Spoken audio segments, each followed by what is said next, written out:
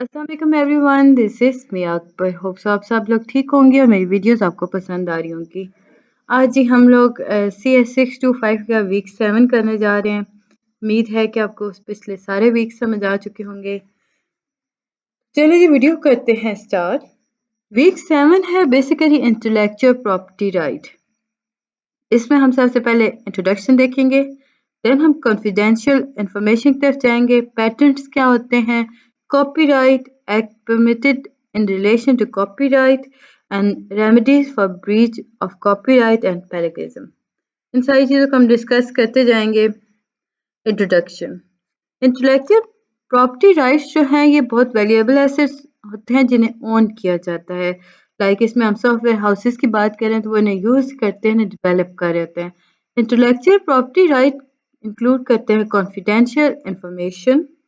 हम इसे enable editing कर देते हैं ताकि हमारे पास ये वर्क कर सके।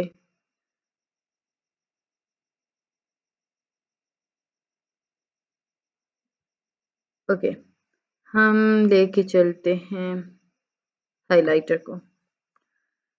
अब जी हम देखते हैं कि इंटेलेक्चुअल प्रॉपर्टी राइट्स जो हैं ये इंक्लूड करते हैं कॉन्फिडेंशियल इंफॉर्मेशन को, पैटर्न्स को, ट्रेडमार्क को, डिज़ाइंस को, कॉपीराइट प्रोटेक्टिंग कंप्यूटर प्रोग्राम को। तो शुरुआत में हमें ये बात बताई गई कि जब हम सॉफ्टवेयर के अकॉर्डिंग बात करते हैं तो इंटेलेक्चुअल प्रॉपर्टी राइट इसके अकॉर्डिंग बहुत वैल्यूएबल एसेट ओन होता है, लाइक इसे यूज़ किया जाता है, डेवलप किया जाता है। अब इस इंटेलेक्चुअल प्रॉपर्टी राइट के अंदर कॉन्फिडेंशियल इंफॉर्मेशन आ गई, पेटेंट आ गया, ट्रेडमार्क आ गया, डिज़ाइंस आ गए, इसी तरह कॉपीराइट प्रोटेक्टिंग कंप्यूटर आ गए। अब क्या होता है कि ये इंफॉर्मेशन को प्रोटेक्ट कर रहे होते हैं जो कि स्टोर की जाती है इलेक्ट्रॉनिक मीन्स को लेकर। लाइक इसमें हर किस्म का पेपर वर्क हो रहा होता है जिसमें प्रोग्राम्स को अकम्पनीज किया जाता है। लाइक इसमें यूज़र मैनुअल चीज़ें बनाई जाती हैं, इसमें मल्टीमीडिया पैकेजेस प्रोवाइड किए जा रहे होते हैं और ये बहुत सारे आइटम ऐसे वेब पर मौजूद है। बहुत केयर की ज़रूरत होती है जब हम टू टेकन टू प्रोटेक्ट करने के लिए आपको बहुत ख्याल रखना पड़ता है अपनी इंफॉर्मेशन को। इंटेलेक्चुअल प्रॉपर्टी की हम बात करते हैं। फर्दर जो ना हमें बताया गया था कि यहाँ पे जो नेम यूज़ हो रहा होता है ना, प्रोडक्ट जब सोल्ड की जाती है उसे रजिस्टर कराया जाता है ट्रेडमार्क के तौर पे। क्वेश्चन आता है व्हाट इज ट्रेडमार्क। ट्रेडमार्क जो है वो the name under which the name under which a product is sold may be registered as a trademark. Then patent, the hardware or a process used in the manufacturer by in its manufacture may be protected by patent. अब trademark क्या है? Trademark कोई भी चीज़ जब आप कोई भी product जिसे आप सोल्ड कर देते हो और उसे रजिस्टर करते हो हम कहते हैं ये ट्रेडमार्क है। पैटर्न क्या है, जब कोई भी हार्डवेयर या उसका प्रोसेसर या कोई भी उसमें प्रोसेस यूज़ हो रहा होता है ना मैन्युफैक्चर के लिए, तो उसे प्रोटेक्ट किया जाता है पैटेंट से। डिज़ाइन रजिस्ट्री क्या है, ये जी प्रोडक्ट की लुक होती है जिसे रजिस्टर किया जाता है। सॉफ्टवेयर के अंदर जब हम सॉफ्टवेयर को प्रोटेक्ट करते हैं ना तो उसे हम कहते हैं कि वो कॉपीराइट है। उम्मीद है कि आपको ये चारों चीज़ें समझ आ चुकी होंगी। फिर भी हम एक दफ़ा फिर से रिकॉल कर लेते हैं ट्रेडमार्क।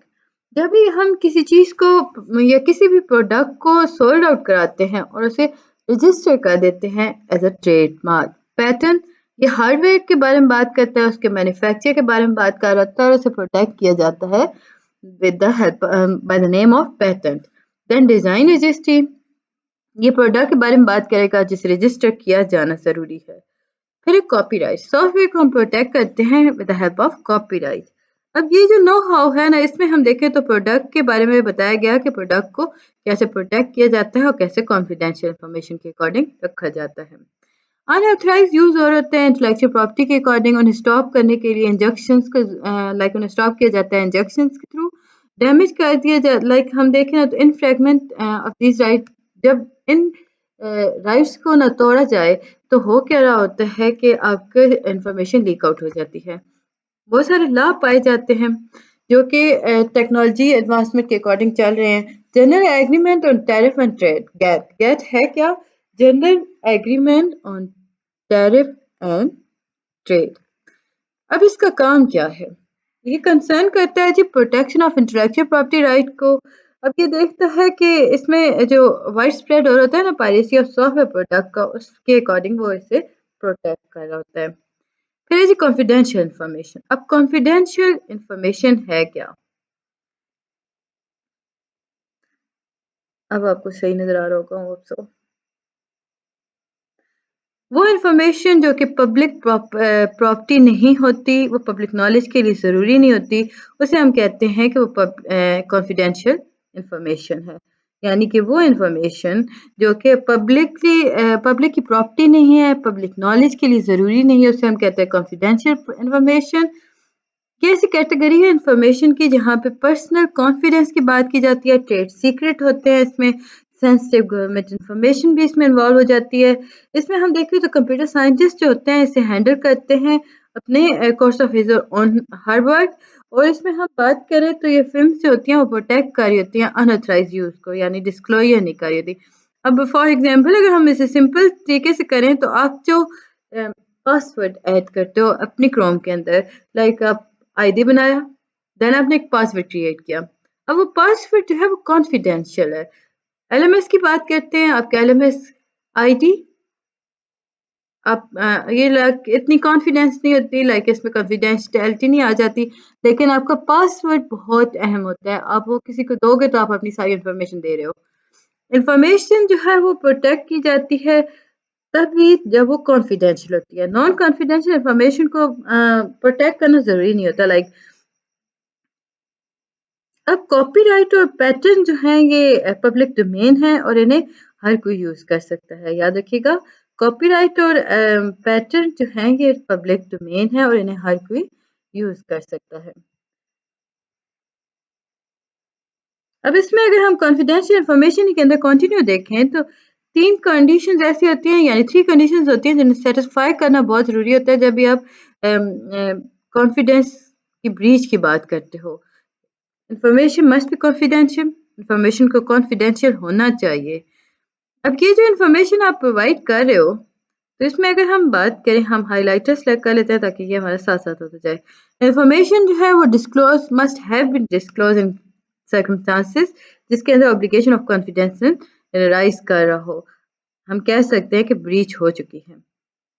अब इसमें देखिए तो मस्ट बी एक्चुअल और एंटिसिपेटेड अनऑथराइज यूज हो रहा हो उस इंफॉर्मेशन का, यानी डिस्क्लोजर हो रही है इंफॉर्मेशन की और अनऑथराइज यूज हो रहा है, तो इसका मतलब है कि वो ब्रीच की तरफ जा रहा है। तो यहाँ पे बहुत सारे लॉज आ जाते हैं। अब जी आपके पास आता है पैटर्न। पैटर्न की अगर हम देखें तो ये गवर्नमेंट अथॉरिटी होती है जो कि कॉन्फ्रेंट करती है, एक राइट देती है, एक टाइटल देती है with a specific time period या सेट ऑफ पीरियड। अब इसमें हो क्या रहा है कि इसमें एक्सक्लूड किए जा रहे हैं मुख्तलिफ राइट्स को, लाइक इसमें मेकिंग, यूजिंग, सेलिंग और इन्वेंशन के बारे में बात की जा रही होती है। पैटर्न जो होता है इन्वेंटर को मोनोपोली देता है, लाइक वो उसे उसके हकूक दे रहा होता है कि उसके अलावा उसे कोई नहीं ले जा सकता। एक्सक्लूसिव राइट्स दिए जा रहे होते हैं एक खास डिफाइंड पीरियड के अंदर। लाइक हम पैटर्न की बात करते हैं तो वो ये डिफाइंड पीरियड के अंदर ही चलेगा। फिर है जी जो मोनोपोली होती है ना, वो ग्रांट की जाती है पेटेंट लॉ के अकॉर्डिंग, जो कि बहुत स्ट्रॉन्ग है।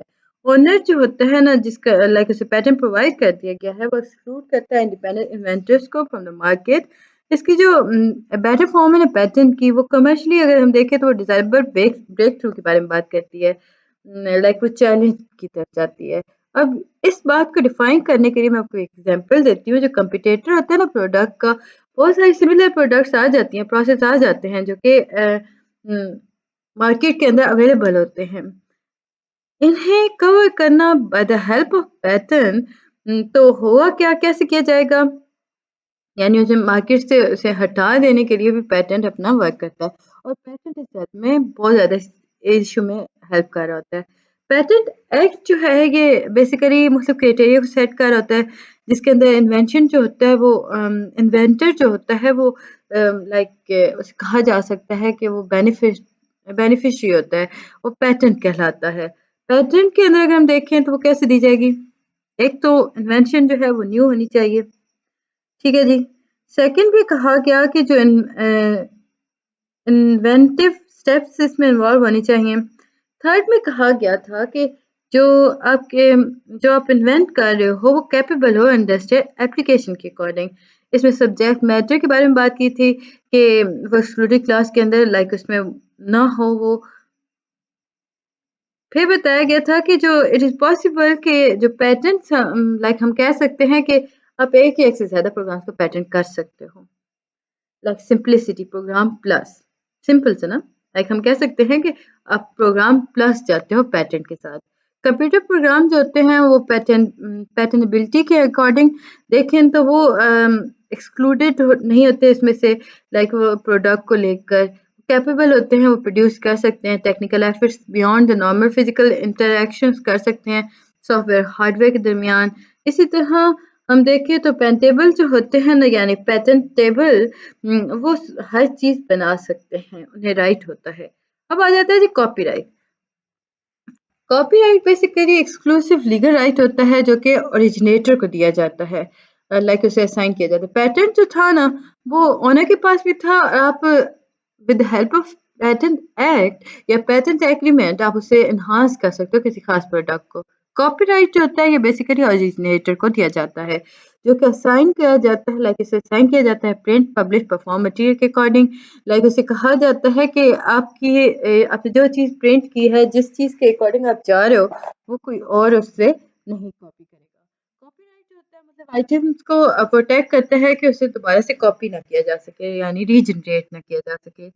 अगर हम प्रोटेक्ट करें ना बिजनेस लेटर्स को, तो उसमें कॉपीराइट आ गया, बिजनेस लेटर हो गया, मैनुअल्स हो गया, डायग्राम्स आ गए, कंप्यूटर प्रोग्राम हो गया।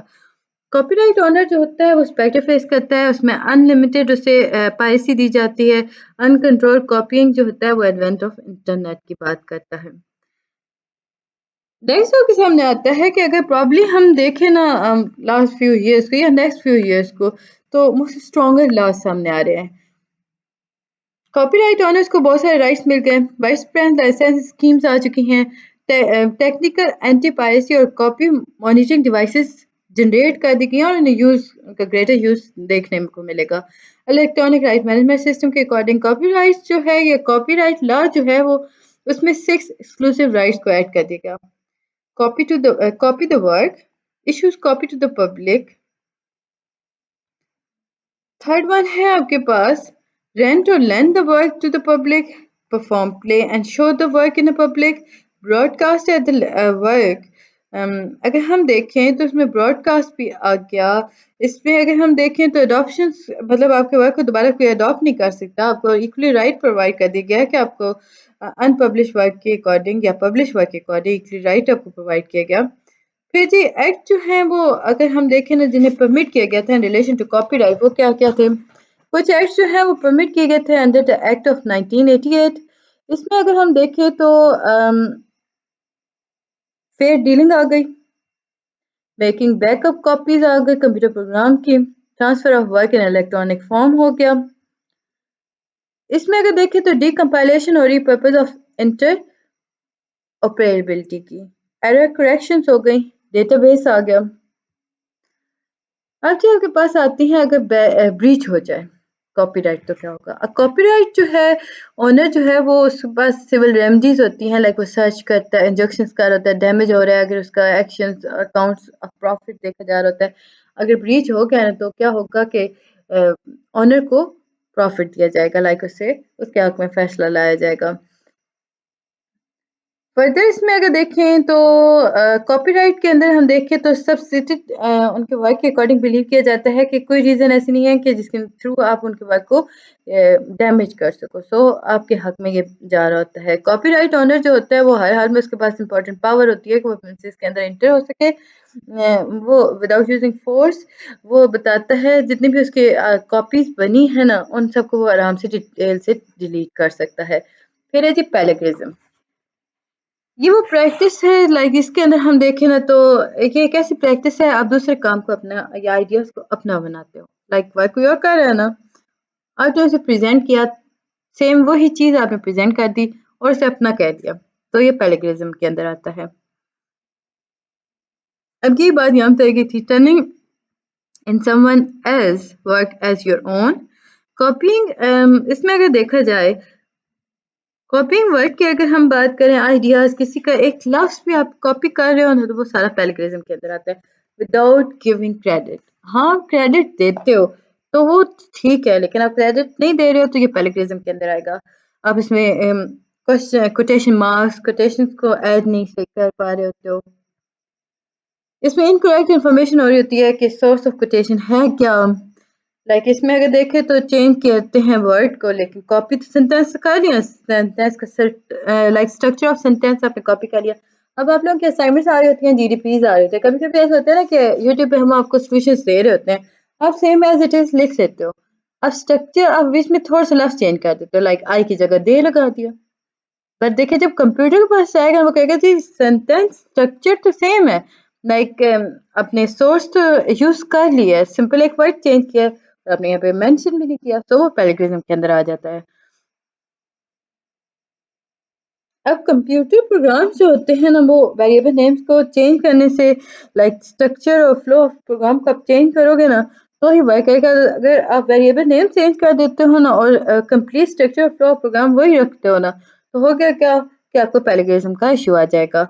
उम्मीद है कि आपको ये सारी चीज़ें समझ आ रही होंगी। काइंडली मेरे चैनल को लाइक और सब्सक्राइब कीजिएगा। मिलते हैं नेक्स्ट वीडियो में, तब तक के लिए अल्लाह हाफिज़।